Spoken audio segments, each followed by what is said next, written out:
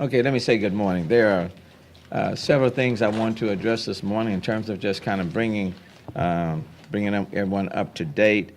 I first want to start off by talking about the rescues, because that's a number one priority, is getting to the people in the city of Houston who may remain in their homes in stressful situations, and we want to get to them today. That's our goal, is to try to reach everyone today and get them out of stressful situations. And so I just want to go directly to it this morning, because I know everybody's doing a lot of things, and this is going to be a very busy day. And so, Chief Pena, you want to start off and give us a report on where things are there? Yes, sir. Thank you, Mayor. Good morning, everybody. So the Houston Fire Department, to date, in the last 24 hours, we've responded to over 5,500 calls for service. Over 4,000 of those calls have been water-related incidents.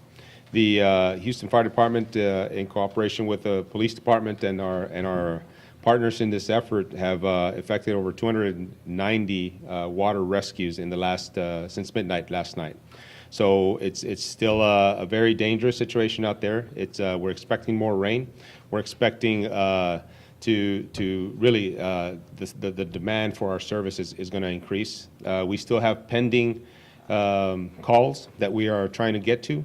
We do have resources on scene now, state and federal resources.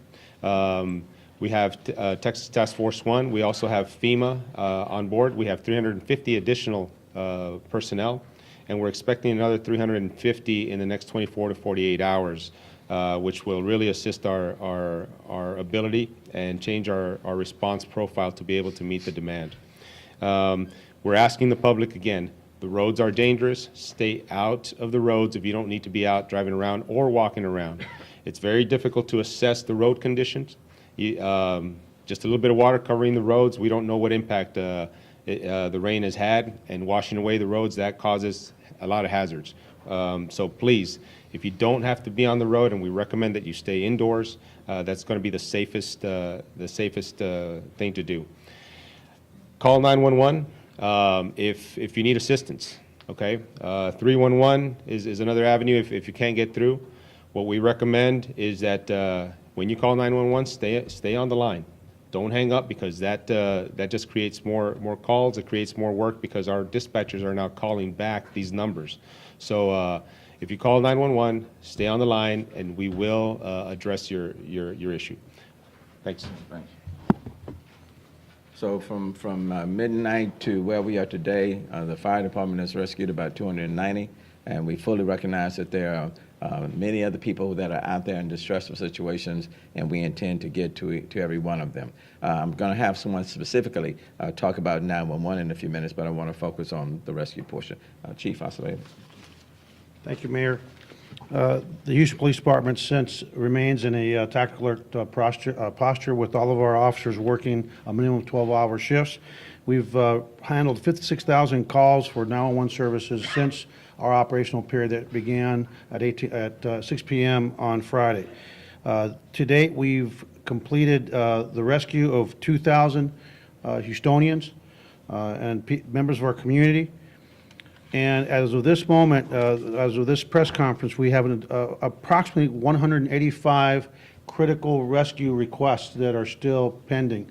Our goal today with our partners at the fire department and our other partners that are coming in from around the state and country is to complete the rescues of all critical missions today. And again, because of the weather and the lighting conditions, we cannot use our boats at night. Most of the boats don't have lights, and so we can't do it, but they should be out on the water now. The last thing that I want to mention in terms of the public safety emergency is the looting situation. We've had 4 people that tried to loot, and they were arrested. After these events, frequently, especially once the natural disaster piece of it, where it's active flood going on, folks move in from around other states and even other cities and other regions to come in and loot and create problems. I can tell you that we do have every one of our officers deployed, and we have police officers from throughout the state of Texas that are on their way to actually augment our police force. So we will have plenty of resources, and the one thing you can be assured, that if you try to commit a criminal offense, especially try to take advantage of our citizens that have already been victimized enough by Mother Nature, you can be assured you'll be arrested. Lastly, a lot of cars, many cars have been towed throughout the city. And if you want to know where your car is at, even though I can tell you it should not be your priority to try to drive somewhere to find your car or assess your car right now, because the weather emergency continues and the threat from the weather continues. But you can find out if it's actually been towed at findmytowedcar.com, or call 713-308-8580. That's 713-308-8580. And lastly, I just want to, on behalf of all of us, express the way we feel about our community. A lot of people are frustrated. They don't understand why when we send trucks and we tell you we've sent trucks we can't get to. Unfortunately, those trucks can only go so far in moving water, even those big trucks. And so hopefully today we'll get to the rest of you. Please don't give up on us, and none of us are going to give up. So that's our goal for today, Mayor. Thank you. And the goal is rescue. And that's the major focus for the day. That's my directive, is that we want to focus on getting people where they are and getting them out of their homes or whatever their stressful situation may be. And in that regard, we have more assets that we're working with today than we had yesterday, and there are more assets that are on the way. There are some that are still being slowed down because of the streets are impassable. And then at the same time, there are a lot of assistance that's coming from outside of the city. I certainly, again, I want to thank Mayor Martin Wash out of Boston because he's sending down some high water rescue equipment and vehicles, and I thank him for that. He's also providing clothes and other things that are needed for people who are in our shelters. I thank him for that, as well as additional assistance, and that's coming from many of the mayors as well. But in terms of reaching us, 911, I know there have been a number of observations made about 911, and so I want Joe Lord to come and kind of give us a status report on where we are, because we're placing a high priority, making sure that when people call, they're able to reach us, and then once they reach us, then we need to respond to them. Joe. Thank you, Mayor. My name is Joe Lott. I'm with the Houston Emergency Center. And as of this 9 o'clock this morning, we received approximately 75,000 calls that we did process as well. And we've gotten our queue numbers down to 10, meaning those are the calls that's kind of pending that we do have a hold. That's a huge difference from yesterday. They were probably about 120 to about 250, down to about 10 to 15 on queue today. So yes, we are receiving a tremendous amount of calls. It's an extreme emergency for everyone, the whole region, of course. But we are encouraging citizens to call, when they do call 911, to stay on the line. Do not hang up, because that just expands our trunk system, which overloads it, and it just puts out a whole about numbers of people that we can't get to. So stay on the line. What we've also initiated last night is what's a voice-activated system that notifies people that if they do call 911, that their call is being processed. And that's a significant event, because what citizens were experiencing earlier was a constant ring and thinking that our system was down. Our system hasn't been down. It's just the long way to call. So stay on the line. We're also encouraging citizens that if they have received any calls from relatives, if they have contacted 911 previously, do not follow up with that. Do not test 911 right now. We are just experiencing abundant calls. But we do have a good grasp on that, and we are encouraging people, if they do need 911, please stay on the line, and we will process that call. Are there any apparently people are calling for status reports? What should people call in for? What should they call in for? Well, extreme emergencies, life-threatening situations, of course. And status reports is not life-threatening, okay? So we are discouraging those types of calls, just because we really want to keep those lines open for life-threatening situations. Okay, do not follow up with it. But we are receiving all types of messages from all around the region. We're processing them, we're putting in the lines. This is just an extreme emergency. We understand where everyone's coming from, but we do hope that the citizens do understand that we are processing the calls, and hopefully help will be on their way. We want to go ahead and get the right information from the callers to provide the right resources. But for right now, we are doing a tremendous job for the first responders, and we are processing those calls, but we are just asking patience. We're trying to do a huge amount on a regular basis. We process about 8,000 to 9,000 calls, and as mentioned, we are about to 75,000 calls this morning, processed and served.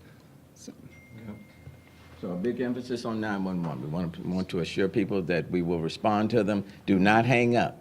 If you hang up, you go back to the bottom. So don't hang up. We will get to you. So the calls are coming in through 911. Whatever staffing we need to do to make sure that we are operating at full capacity, we want to make sure we do that. And then once they come in, they're in the queue. And then they are forwarded then to Houston Fire Department or the Police Department or whatever the department is to deal with them, and then we'll work through that.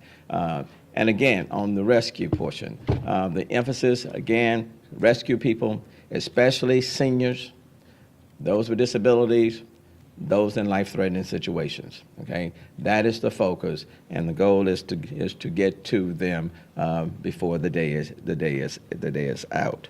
I want to also talk about. Let me talk about the Addicts Barker situation because they have started to release water from Barker Addicts, and they're releasing. As of an hour ago, about 2,600 cubic feet per second from Addicts, and about 2,000 cubic feet per second from Barker, for roughly about 5,000 cubic feet. That was about an hour. They're going to gradually increase that up to about 8,000 cubic feet, which will go up till about noon. And the reason is the amount of water that's behind Barker and Addicts. If they don't release it, then it will go around, specifically Addicts. It will go around, and it will create even a major problem. When that water is released, then it's going to come downstream. It's going to add water to the whole Buffalo Bayou. For right now, the flood level is steady for right now. But as they increase the water and it comes down, the water level along Buffalo Bayou, in all probability, will increase. When I asked this morning Russ Poppy from the Harris County Flood Control District, could he quantify what that means? How much water will that increase in Buffalo Bayou? At that point, they were still doing their modeling and could not specify at that time. But the water is but water in the Buffalo Bayou is not going to be going down soon. Right now, it's steady, even with the release. But the more they release, it could go up, and so it could create even an additional problem, additional flooding. And I'm asking them to quantify, to give me some additional information on that, and we are scheduled to talk again somewhere around noon or a little after noon. So I do want to highlight that situation. They are releasing water, but it's a gradual release, and what they're indicating that if they don't do it, let's say they hold back the water and it builds up, and then it will be forced, it will go around Addicts, and the situation would be exponentially worse. So this is a gradual release. And Steve, you're more familiar. You want to speak to it more? Mayor, if you like. Steve Costello. Thank you, Mayor. Yes, we were advised yesterday by the Corps that they were going to start discharging out of both Addicts and Barker.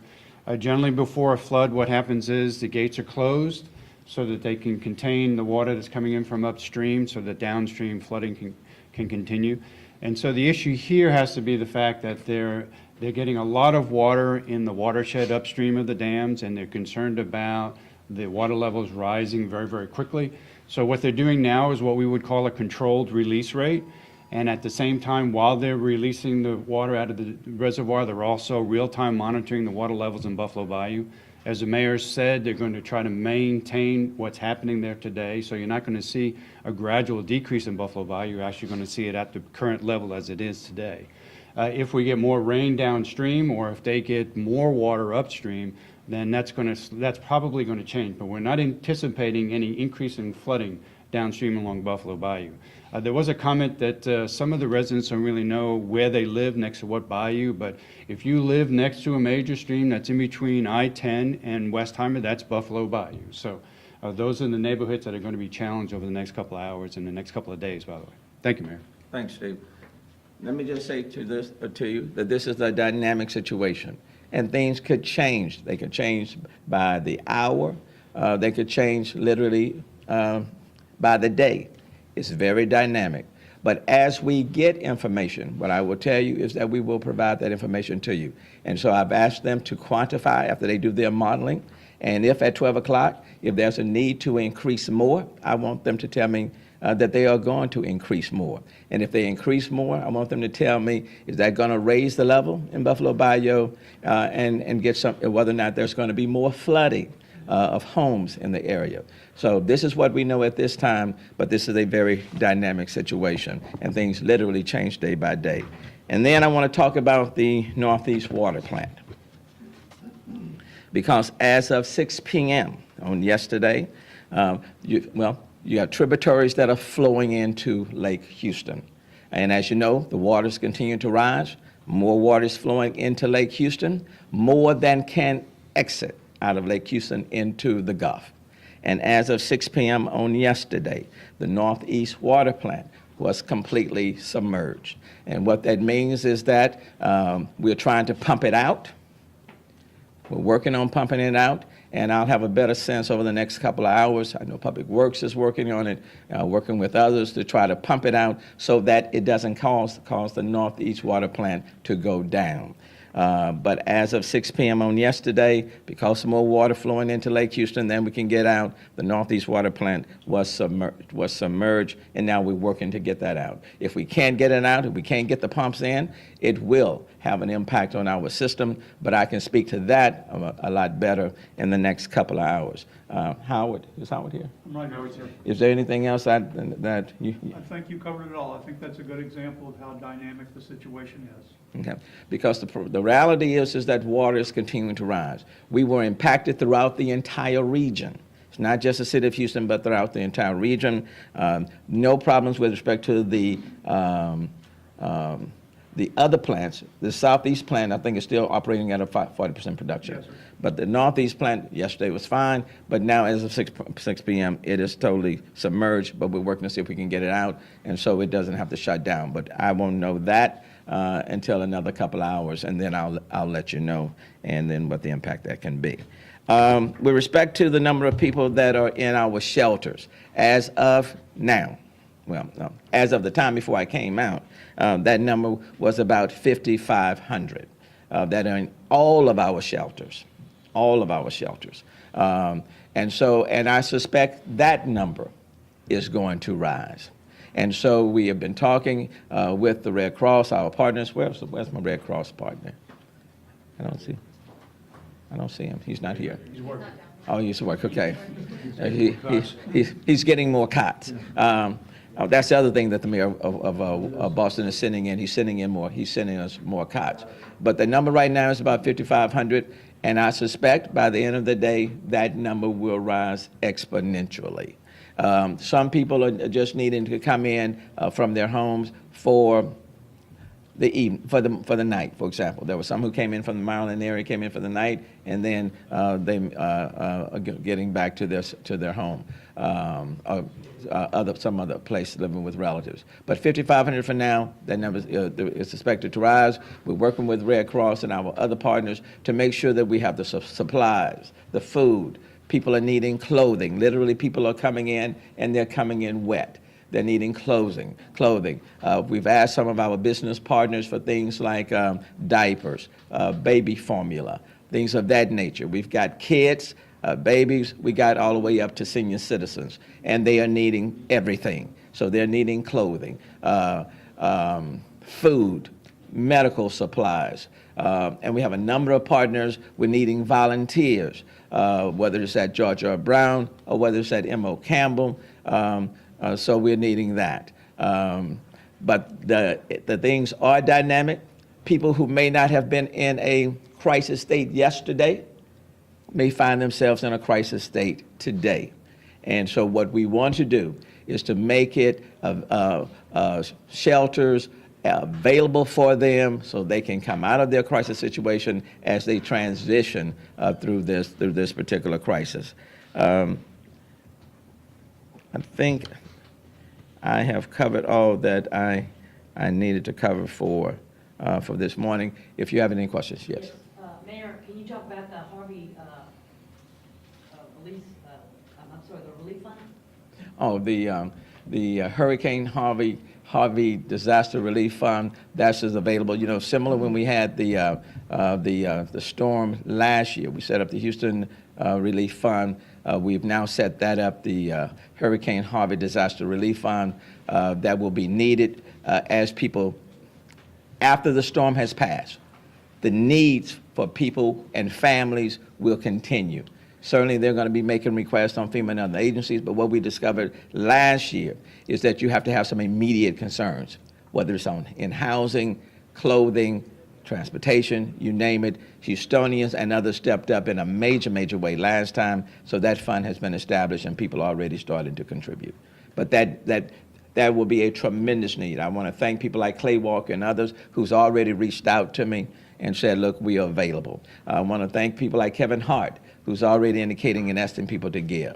I want to thank all, and there are a number. I can't, you know, whether it's Exxon, Shell, all of them have indicated that some are contributing to Red Cross. There's a tremendous need there. Some will be contributing to the Hurricane Disaster Relief Fund, which is Houston in that area. So that's set up.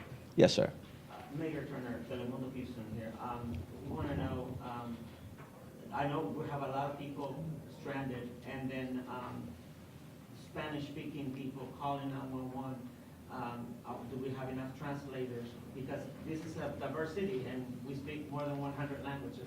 Do we have all the personnel that is needed to respond to those individuals that probably cannot communicate in English as well? Well, let me just say, we always need assistance. I'm certainly going to be calling on many of the elected officials. We've been meeting with them on a regular basis and asking them to speak to people in their respective districts, or the city council districts, whether it's legislative district, senatorial districts, you name it. But you know, I'm hesitant to say that you have enough, especially when you're dealing with a dynamic situation that literally can change by the hour, by the day. But let me just say, let me ask, and I hope they don't mind. You know, my Spanish is pretty good, but you know, every now and then I have to call on someone for added assistance. So let me ask Chief Acevedo, and followed by Chief Pena. Thank you, Mayor. La pregunta es si tenemos suficiente personas que hablan español en el centro 911, y no importa el idioma, tenemos servicios y tenemos muchos empleados que hablan español. Así que si llaman al 911, marca el 911, acuérdese. Si tiene un recording que dice que no cuelgue, porque si cuelga va a ir abajo de la lista para la asistencia. Si marca el 911, espere hasta que hable con una operadora. Los operadores sí hablan español y otros idiomas. En esta comunidad tenemos más de 100 idiomas que se hablan, y cada idioma se puede comunicar con nosotros sin problema. ¿Qué es lo que tiene que hacer esa gente? Que quizás llaman y quizás no puede escuchar, obviamente, a alguien que hable su idioma, y quizás están desesperados y dicen, voy a colgar y... No cuelgue, tenga paciencia, explíquele en español, cualquier idioma, explique qué necesita, y lo van a poner en un hold hasta que ponga una persona que habla español. Tenga paciencia. Estamos entrenados, esto no es nada nuevo. Todos los días en esta ciudad tenemos habitantes que llaman al 911 que no hablan inglés, y todos los días le damos gran servicio. Chief Pena.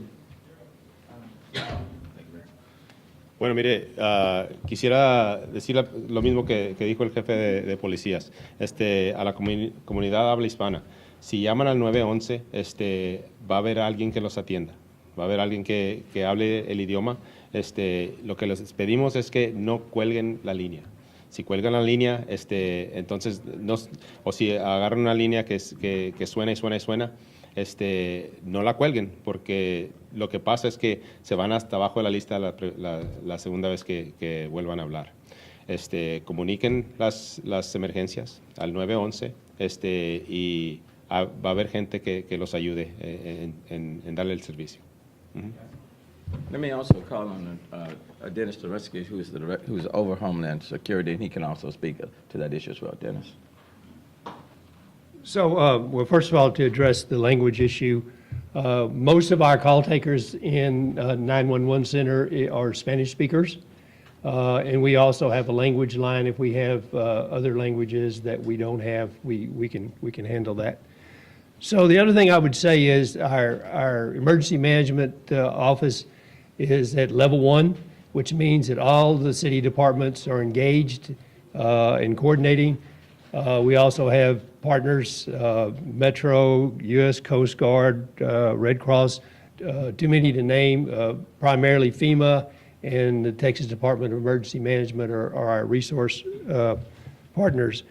The issue now is typically when you have an event, you have a response and you have a recovery. This is an ongoing event, as the mayor said a number of times. It's dynamic and things continue to change. So we're still in the stage of the incident is still happening, and we're having to adjust every day to deal with the cascading effects of rising water, additional rain, and all those other things. The hurricane and the tropical storm has passed, but we're still getting weather. But now, as we see from the dam and the release of water, these are all cascading effects that we have to deal with. And so our main job in the EOC is to bring all of our partners in. Our departments are experts at doing what they do. We're in a situation where we have to coordinate all those activities. We have to bring in additional partners and additional resources. All that has to be coordinated, and it's, as I said, it's dynamic, it's continuing. And so we're in day 3 of an event, and who knows how much longer it's going to go, but we're all working very hard to coordinate what we do and at the same time provide the necessary information to the public. Leading up to Saturday, we were preparing for this hurricane and tropical storm. Now we are in the recovery phase, and so all hands on deck on the recovery phase. So we are putting forth we put forth a necessary plan. That plan has to be adapted based upon things, the dynamics, the changing dynamics.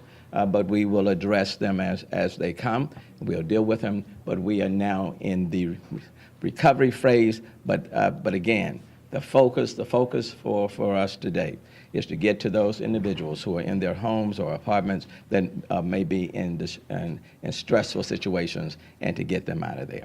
Any questions? Any others? Mayor, could you Yes. talk a little bit about how this has impacted hospitals here, clinical services in the city, and what you're doing to try to address any kind of impacts that have happened or that you expect could happen? Do we have someone who's going to speak to that? I can't Dennis, move come on. So we have SETRAC, which is Southeast Trauma Coordinating Group, which is part of the state's process. They're coordinating with all the hospitals. We've had some incidents where hospitals had to be evacuated because of water. They coordinate all of that. So we have a team within our EOC that coordinates all the medical issues. In terms of the health of the people in our shelters, we have teams that are going to be there to take care of the health needs of those folks. But we have somebody that's coordinating with the hospitals to make sure that if they're overloaded, people are moved to the proper places and they got the resources they need. And the reason being, I don't want to specifically necessarily speak to the hospital. That falls on the Harris County Hospital District, so I don't want to speak out of turn. And I do want to know it's response and recovery. Okay, response and recovery. Yes, Cynthia. In terms of the humanity of this event, Yes. so many of our friends and neighbors are frustrated, they're struggling, they're tired. As the leader of our city, they understand that they have to wait, but what's the one thing, the one message that you want our neighbors to know? That we are sensitive and we are going to be very, very responsive to their every need. I understand frustration. When you have a storm of this magnitude, where the effects and the impact will be over an extended period of time, we're not talking about a few days. Quite frankly, we're not even talking about a few weeks. We're talking about months, literally months. In that time period, people are going to be frustrated. If you find yourself in a stressful situation in your home, and you're in your home and there's water in your home, okay, you don't want to be in that water. But you also know you can't go outside either because there's water outside. You are going to be in a stressful situation. I got that. I understand that. If they're Houstonians, for example, if they're angry and they voice their frustration to some of us, let's say, I understand that. First responders, we understand that. Okay? They're the ones that's in that stressful situation. But what I want them to know is that we'll be doing everything we can to address their situation regardless of what the level of their problem may be. Okay? Circumstances are different. But whatever those circumstances are, we are here for them. And we'll be up. We'll stay up 24 hours. We'll do whatever we need to do in order to address their situation. And we will worry about the cost and all of that later. Right now, we want to address their situation. So this event is certainly epic. Is there anything that city coordination is doing differently than maybe that was different from Alicia or Allison or Ike? Because of this, is there anything that's being new or different, or maybe something that, learning curve, I don't know. Well, you know, every storm is different. Yeah. Every storm has its own personality. This one is different because it's so widespread and it's ongoing. Okay? This is a tropical hurricane, Harvey, that hit, then went up north, northwest, started turning a little northeast, and then coming back down, and then going back up again. So this is one of those storms that didn't just come through and move out. This is one of those storms that came in, stalled for a few days, coming back, and then going back up. And so we have to all be patient, okay? We have to all be patient, but we also are very much engaged, and we're going to be responsive to people's needs and situations. Yes, ma'am. How are the evacuations going around the reservoirs? Are people leaving? I know it's not mandatory, but do you know if people are leaving around that? I can speak to what's happening around the Barker Addicts area. Below, I think people are we're trying to gauge what the overall impact will be, okay? So for example, as they release water, if it's going to increase the flow and create more flooding for homes, then of course people will have to make the adjustments. And I want to make sure that we provide people information in real time so that they have an opportunity to take whatever necessary steps they need to take. And that's why we're going to be in constant communication with the Harris County Flood Control District to get a better read as to how much they plan to release and what the impact will be downstream. And one other thing, for the homes that were not in a designated floodplain and they may not have FEMA insurance and things, is there any help for those people? That's where these relief funds are going to be established. For example, if they're in a situation and they may not have insurance, or they may not be able to get assistance from FEMA, or as what we discovered, what they get may not be enough, then that's the purpose of the relief funds, okay? This is going to cost a great deal on so many different levels.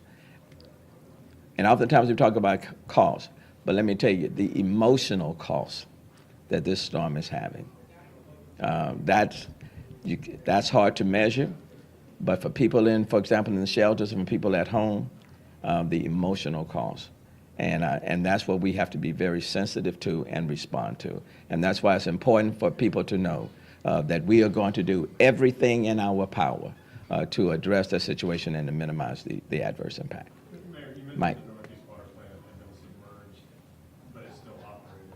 At what point is it no longer able to operate? And that's the city's largest plant, right? So like, what's the impact if that goes down? If you want to assume the worst, that means, let's say, if it drops below 20% capacity, I think most of the Houston water supply would be okay, but it may impact the additional servicing area more so. And then there's a certain requirement by TCEQ that even if it's not an overall negative impact on quality, if it drops below 20% of capacity, then we're obligated to give a notice to boil water and things of that nature. I think something similar was done when Hurricane Ike came through. But we're trying to avoid that situation. Mike, I'll have a better read maybe somewhere around noon. But they're doing their best to try to get the water out. And so it's going to require pumps and getting equipment in. I think there's some heavy equipment that we're trying to move in to get that water out, to keep it functioning. That's the goal, is to keep it functioning. But, we shall see. I will have a better read on that over the next couple hours, and then I can speak specifically to what the impact will be. But just to clarify, when you say submerged, that means the workers are dealing with water in their work area rather than water having contaminated the water supply. How would you want to speak specifically to that? Mike, I think that the issue is that the plant. Right, yeah, you gotta go. Okay, I'm sorry. The plant is underwater, and they can't get to the equipment, the filters, the pumps as such, to be able to do any adjustments or any maintenance on those pieces of equipment. We're continuing to come up with potential solutions to pump that water out. The challenge is we've got to run it a long way away to find a place to pump it to, so it doesn't just come back into the system. For people who are in that evacuation zone, would you tell us where you suggest they go and if there's a suggested route that they take When you say evacuation zone, in the voluntary evacuation area? which area are we talking about? That's a county. I think that's for the county. There's not an evacuation zone in the city. Okay, so is there like a suggested place that they go or anything in the city? No, not in the city, but for those who find themselves in a stressful situation and wanting their homes, we are providing shelters for them. Okay, and there are a number of shelters that are set up throughout the city, and if there's a need to open more, we'll do that. Sure. Kind of a related question on the idea of evacuations. I know you've addressed the idea of emptying out the city ahead of time, but was there any discussion of a partial measure of those in floodways, those in floodplains, that sort of thing? No. When the county judge and I visited about this issue, because the whole issue of evacuation came up like 2 days before.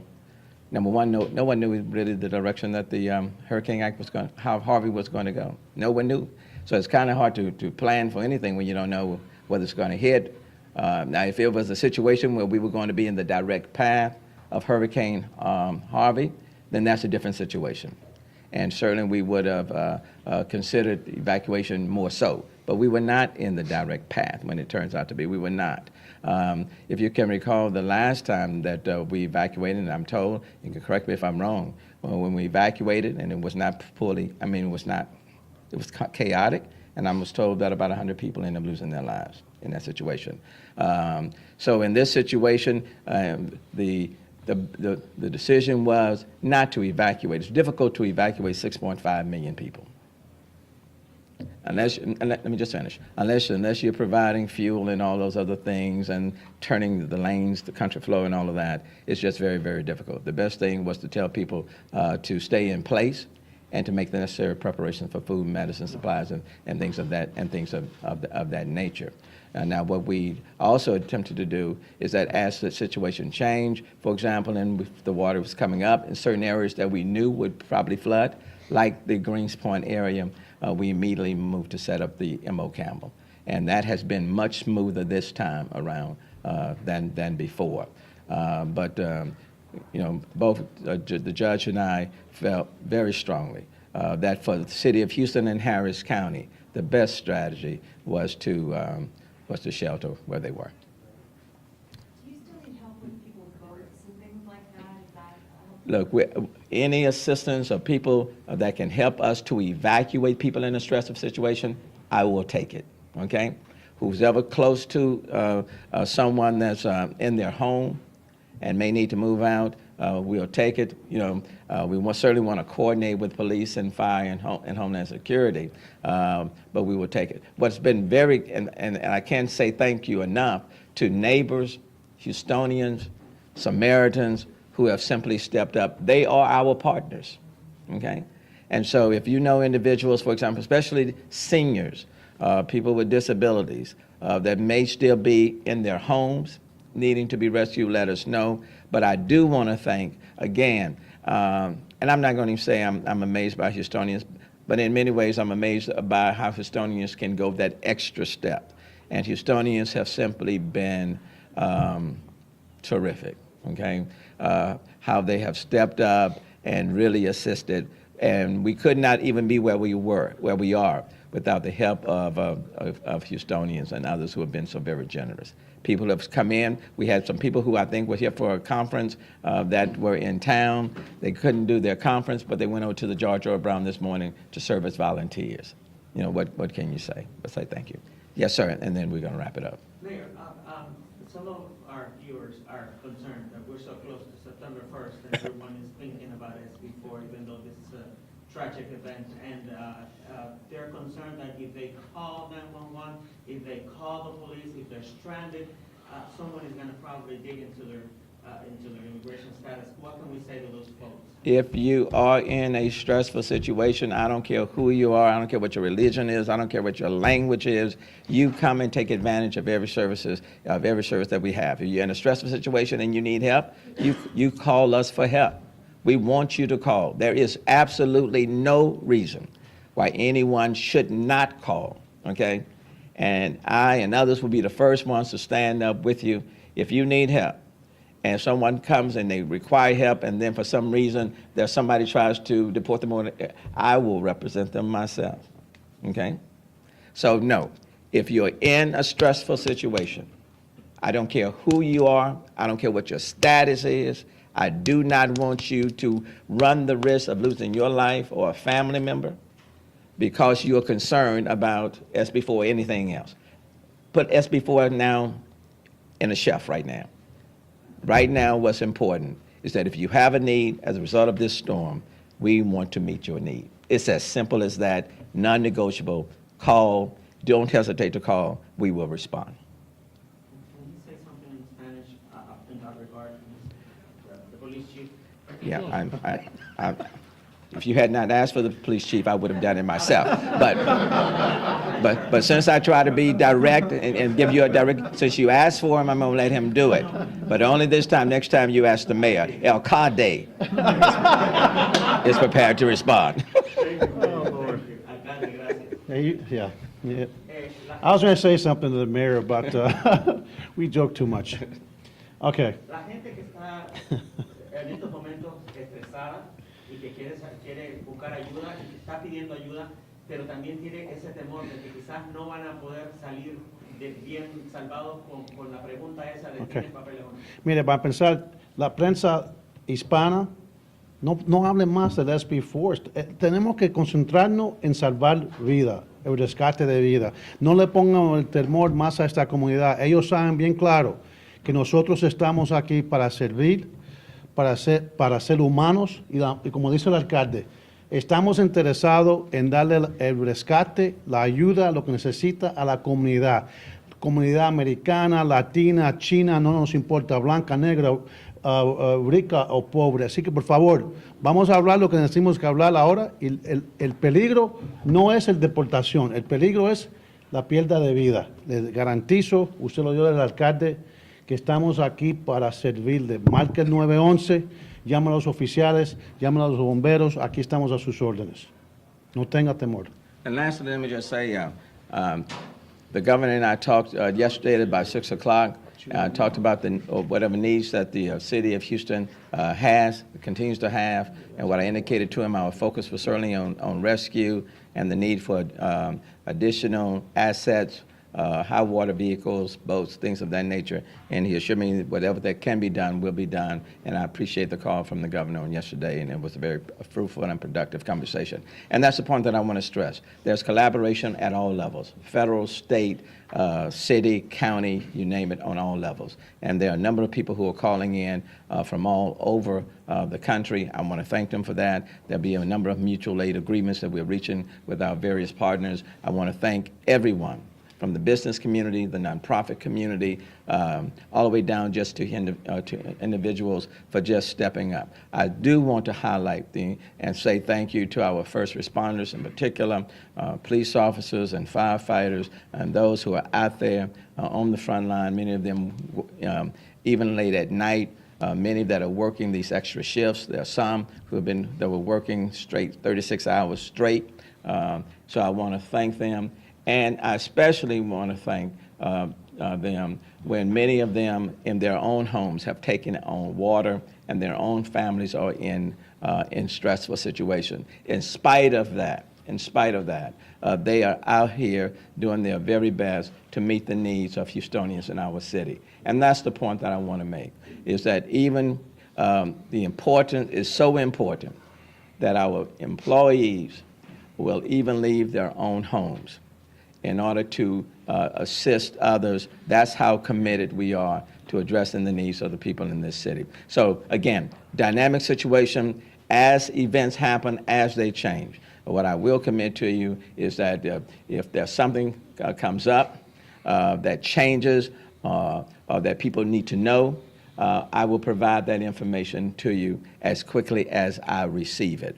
And so we'll continue to follow things by the minute. And then if things should change that people should be aware of, we will step out and let you know. Okay? Thank you so very much. Appreciate it.